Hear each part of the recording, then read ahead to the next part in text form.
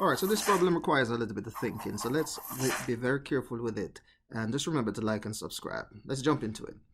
To celebrate a colleague retirement, the co-workers in an office agree to contribute equally to a catered lunch that costs a total of B dollars. So let's kind of highlight that. It costs a total of B dollars. So this is the cost of the lunch. So if, say for instance, the lunch costs $10, this is what we're paying for the lunch. All right. If there are 8 co-workers in the office, right? So 8 co-workers, the total amount of co-workers. Let's use a hard example. So let's say we got 5 co-workers in the office.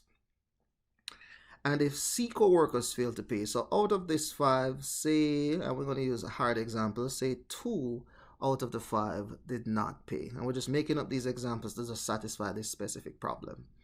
The question then say, so C co-workers fails to contribute. Which of the following represents the extra amount in dollars that each of the remaining co-workers must contribute to cover the cost of the lunch? All right, so let's look at this example now. So we know that we have the cost of the lunch, which is B dollars, and we have 8 co-workers. So the total that each person would pay would simply be B divided by A. In other words, it would be 10 divided by 5.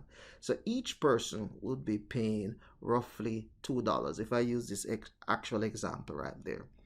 Now, if I have C co-workers now that fails to contribute, which means of the 5, 2 didn't contribute, it means then that if 2 didn't contribute, this is my B over A, which is 5, which is 10 divided by 5, which was my 2. 2, I'm going to multiply also by 2 here, which is going to give me 4.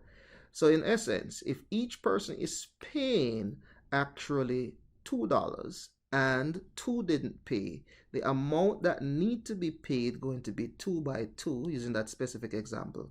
In other words, 2 by 2 is equivalent to C times B over A. For this specific example. Now, let's go a little bit further now. Now, we know that the total amount of co-workers was 5.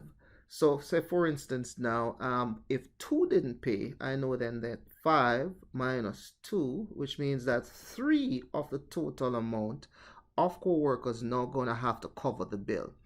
So, if the bill now is actually B, C, or in other words, if I want to write it or keep it consistent, let me just write CB divided by A.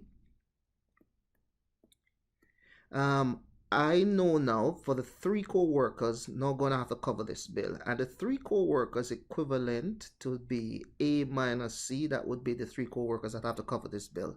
So I'm going to have to divide this by A minus C.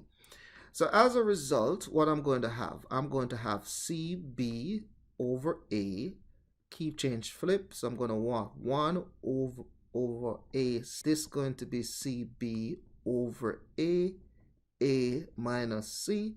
So my answer going to be D.